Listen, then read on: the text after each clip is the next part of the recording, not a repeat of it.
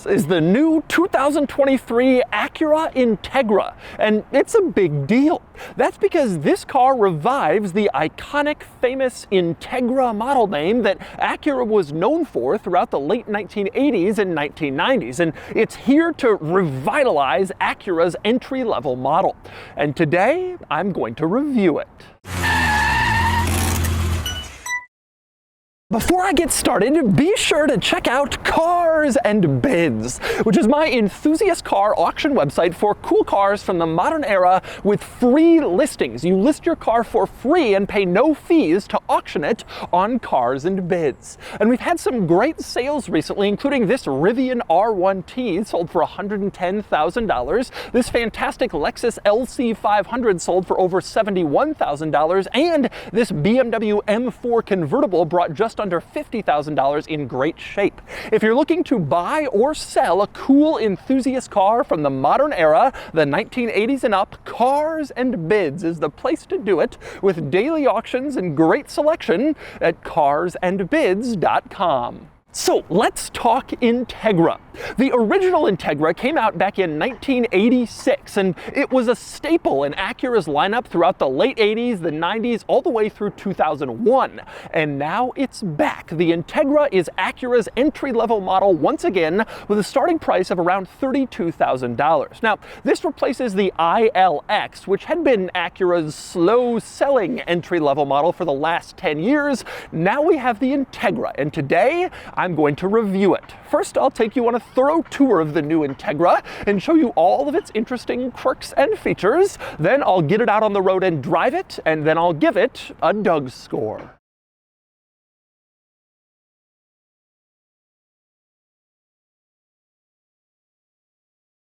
All right, I'm going to start the quirks and features of the new Integra with a quick overview of the powertrain. Now, the new Integra is based on the newest Honda Civic, and it uses an engine from the Civic, but it's the engine from the Sporty Civic Si. No base level Civic powertrain in here. All Integra models come standard with the Civic Si engine. That means a turbocharged four-cylinder with about 200 horsepower, which is reasonably muscular for an entry-level compact car. That's what you get in the new Integra. Now, interesting thing here, the Civic Si only offered with a manual transmission. The Integra comes standard with an automatic transmission, but you can opt for a manual if you pay extra. And here's how you gotta do it. Okay, base model Integra starts around $32,000 with shipping, just under. If you want the manual, you first have to upgrade to the A-spec version, which is around $34,000 with shipping. Then you have to upgrade to the technology package, which is another $3,000, you're around 37 grand. And then you can choose between the manual or the automatic at no cost once you have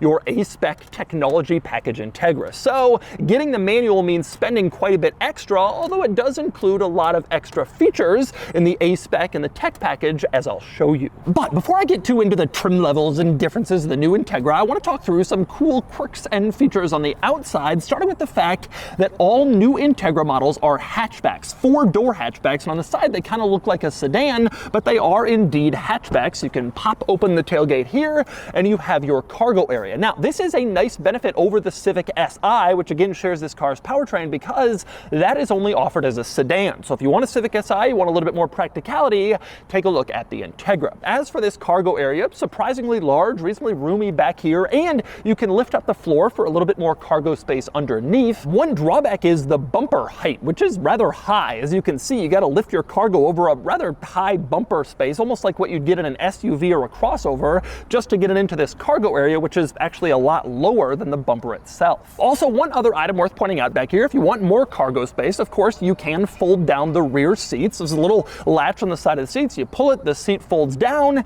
and then you have extra cargo space in back of your new Integra for kind of maximizing practicality, which is, of course, nice. But anyway, since I'm back here, a couple of interesting quirks worth pointing out on the outside, specifically some quirky throwbacks next to the old school Integra, and specifically the third generation Integra, which was sold from 94 to 01. That's the Integra everybody loved and remembered, and this new Integra has some cool retro elements that recall that car. Like, for example, this little cutout in the bumper where you have the tailgate popper. That was a feature of the third generation 90s Integra. It was kind of a characteristic design element, and they've brought it back for the new Integra as well, once again for the tailgate popper, which is kind of a cool callback. You also have Integra stamped into the bumper rather than like a badge in back showing the model name. You can see Integra right there. That was also something Acura did in the 90s on the famed third generation Integra, and they've brought it back as sort of a cool callback for this new one. And it's the same situation up front. Once again, Integra stamped into the front bumper in lieu of like a badge or an emblem on the car, which is kind of a cool little touch and a nice throwback to that older Integra model. You also have Acura printed within the headlight, as you can see. So looking at them both, it says Acura Integra on here, just in a completely different way than you'd expect to see badging on basically any other vehicle. Now, since I'm up front, worth pointing out that this is an A-spec model, kind of the upscale trim of the new Integra, and that means it includes some nice upgrades over standard models that give it sort of a sportier, more luxurious look, including the lower part of the front bumper, more aggressive, as you can see, kind of a wide opening here, intended to look sporty and cool. Also on the outside of the car, A-spec models get blacked out stuff. So instead of chrome or plastic treatment on the outside, it's all black. The window surrounds are black, the grille is black, the lower grille, even the wheels are a darker color, kind of fitting within the luxury sport theme that the A-spec models have, and that's one of the benefits you get if you choose an A-spec. But aside from those things, those relatively few quirks and features on the outside, the styling of this car is relatively restrained. Frankly, it looks like an Acura sedan hatchback thing, and it's not especially daring or aggressive or bold or thrilling. It frankly looks like a brand new version of the ILX, which was Acura's compact entry-level sedan before, just modernized, maybe a little bit more attractive than that, but not particularly exciting or sports car. That's not really the goal here. This is basically an entry-level luxury sedan, and it certainly has that look. And next up, we move inside the new Integra, where there is a lot to like in here, but let's start with the seats, which are very obvious because they are bright red. Interestingly, these seats are part of the technology package, which generally includes a lot of technology, but also includes these seats with kind of cool contours and what Acura calls micro suede, really Alcantara in the seat center. It's a very nice, luxurious seat look that's included in the technology package Integra models. And by the way, these seats don't have to be red. There are other colors available. They just happen to be red in this particular Integra. Now, next up, another thing you notice in this interior is that this particular Integra has a manual transmission. You can see right here in the center, 6-speed manual with reverse down and to the right. One thing I like about this gear lever is it's also a callback to older Integra models. This kind of upright cylinder at the top of the gear lever, the thing that you actually move around to shift, that looks like what older Integras had, and it was another cool kind of retro callback for this new model. But anyway, beyond the seats and the gear lever, I should say the interior of this new Integra is pretty nice generally, with good materials, especially for the price point in the $32,000 to $37,000 range. The average new car now $47,000. This is a pretty nice, reasonably luxurious interior for an entry-level luxury car, and it has a lot of nice touches. Now, with that said, there's also some Civic in this interior. Like I said, new Integra is based on the new Civic, and you'll see that in the climate controls, for example. Those are lifted pretty much straight out of the Civic. Same deal with the steering wheel and some other buttons and switchgear. So there's some Civic in here, but you do also have some nice upgrades beyond the Civicness that take this to sort of a more luxury car dimension.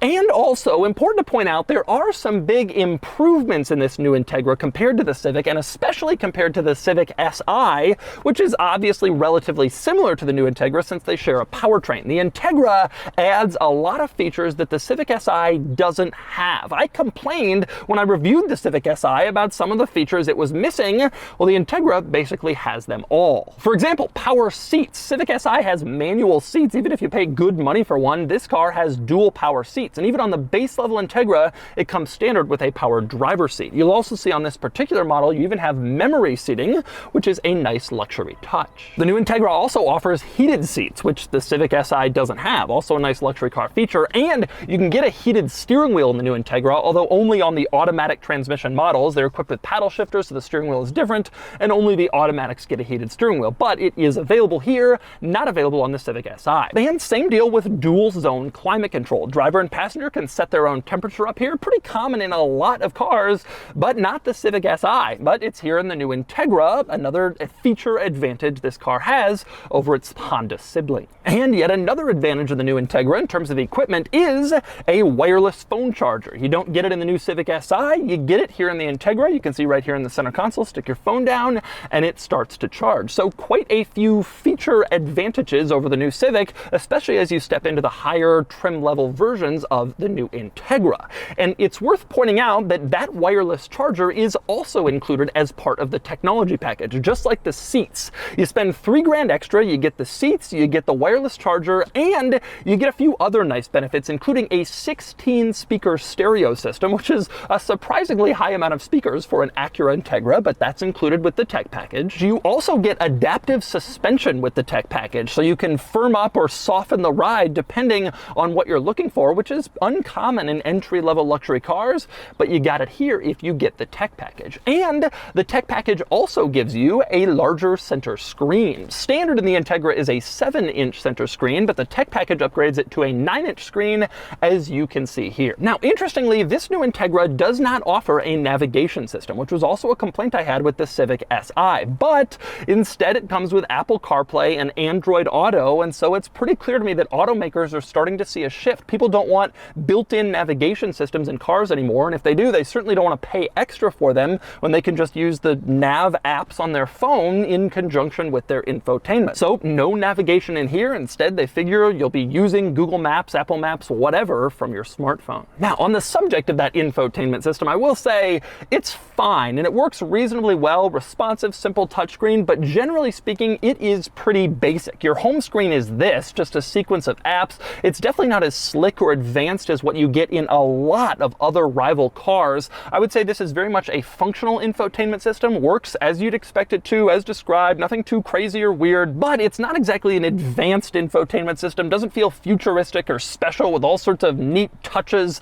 like some other rivals have. It's just pretty basic in here. Now, with that said, one nice advanced futuristic piece of technology this car does have is a pretty good driver assist system. So beyond just adaptive cruise control, which will slow down and speed up based on the car in front of you, it'll also steer quite well on the freeway, around curves. It'll pretty much steer for you and slow down and speed up, which is nice to see. And the steering wheel in this car is capacitive touch, meaning you don't have to like jiggle it to let it know that you're still paying attention. You can just rest your hand on the wheel and the car will kind of keep doing its thing. A couple of drawbacks to this system though. For one, you got to rest your hand on the wheel pretty tight. You can't just tap it. You got to sort of grab onto it firmly, which is a little annoying. Also, this system won't make lane changes for you, which some rival systems will. And worth pointing out, if you get the manual transmission, this system cannot bring the car all the way to a stop and then restart it in traffic like it could if you had an automatic, because you have to push the clutch pedal in. This system will turn off at lower speeds and make you take over, which makes sense. No real way to integrate that with a manual. And by the way, speaking of the driver assist system, while you're driving along, the car is showing you in the gauge cluster screen exactly what your position is, sort of from above. You can see the car in front of you and it'll show you lanes and basically which systems are active, that sort of thing. The cool thing about this diagram, I love that it exactly mimics the lighting of the car. So you tap on the brake lights and the brake lights turn on in the little car in the screen. You put on your turn signal and the turn signal turns on the little car on the screen. You put on your headlights and the headlights turn on the little car on the screen. All very cool, kind of an interesting little gimmick that you can play with and see your car mimicked on this little screen. But speaking of that gauge cluster screen, I will say, frankly, it's a little bit disappointing. It doesn't really do all that much aside from give you your gauges. It's not configurable at all. A lot of these screens, you can make them show a big map or music or whatever it is you want to see, but here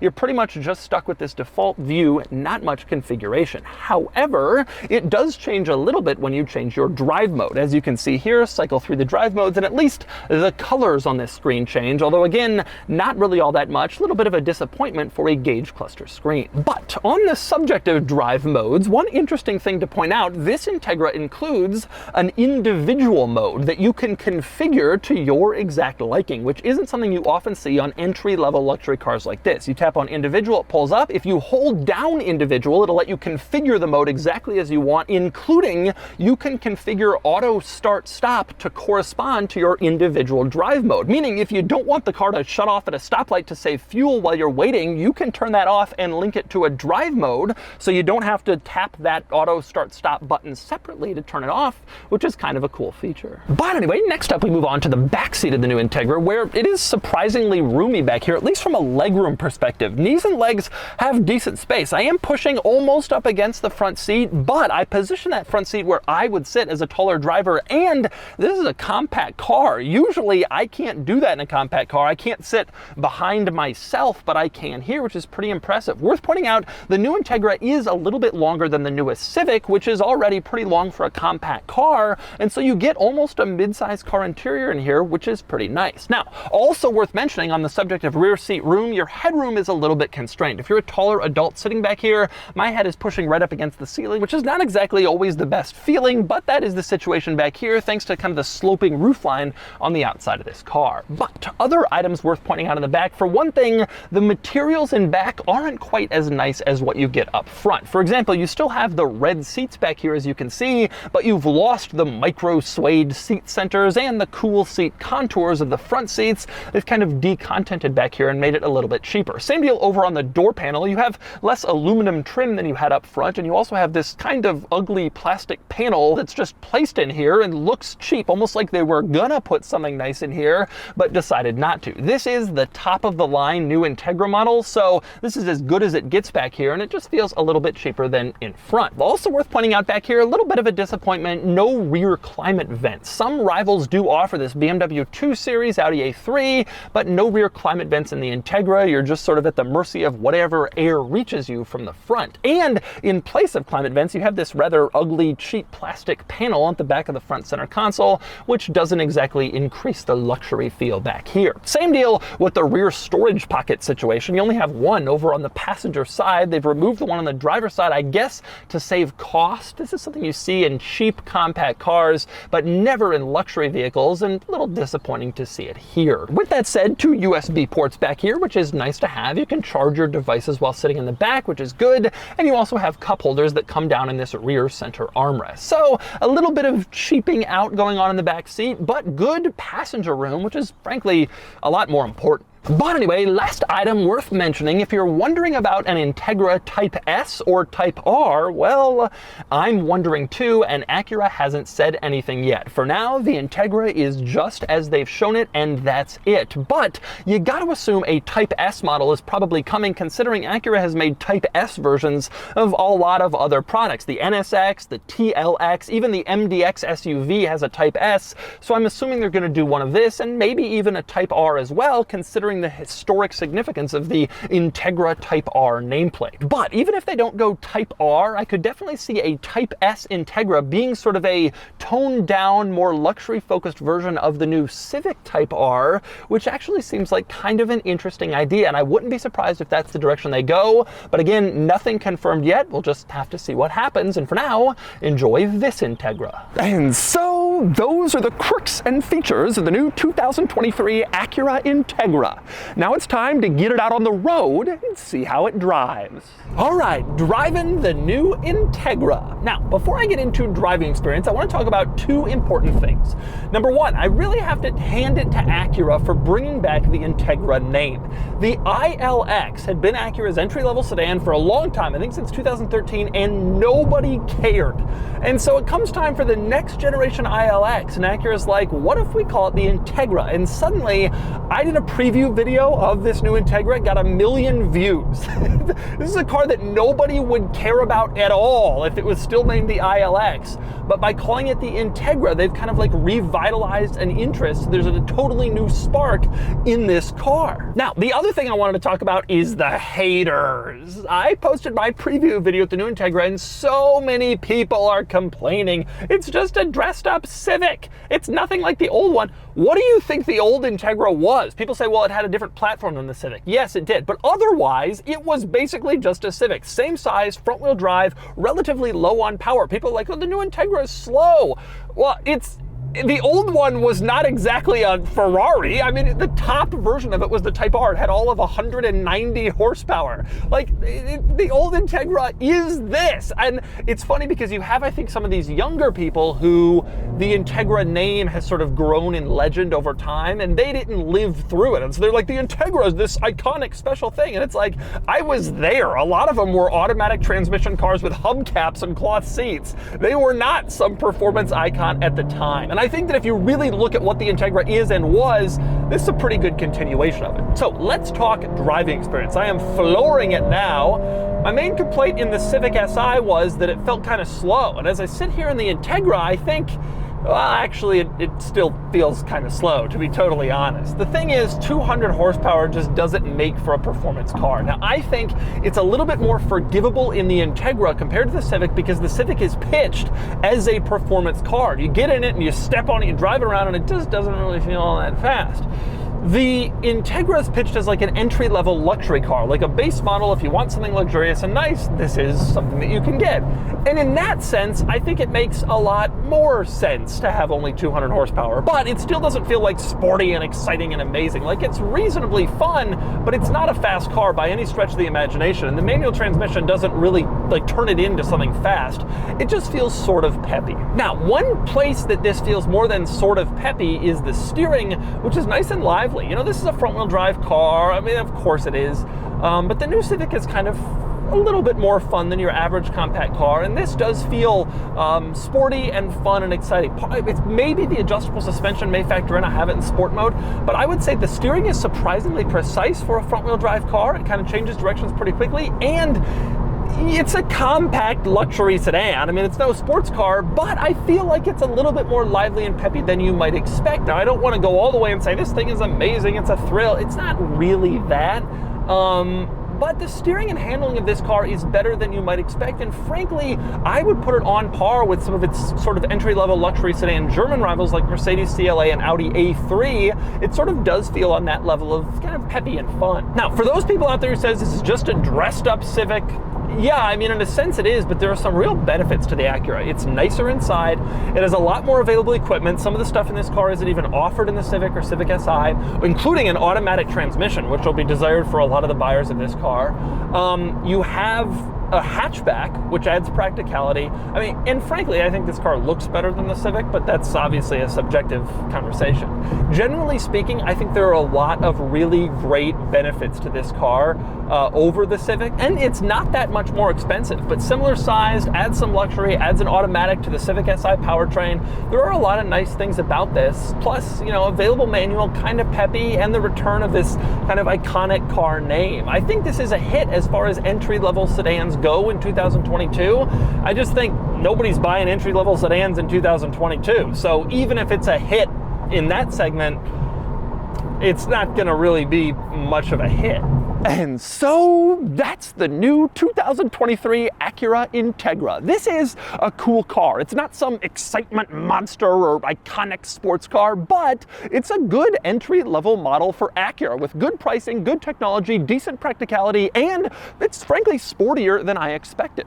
And now it's time to give the new Integra a DOUGSCORE. And the DOUGSCORE is here, 51 out of 100, which places the new Integra here against some relevant cars, tying the Mercedes A-Class and just shy of the Mercedes CLA. The new Integra is nice, better than I thought, with a lively demeanor on the road and a practical interior, but the technology isn't great, especially infotainment, and the brand name can't quite reach Mercedes-Benz or the Audi A3. Still, it's a compelling car, and I think Acura was smart to bring back the Integra name and reignite interest in its compact car.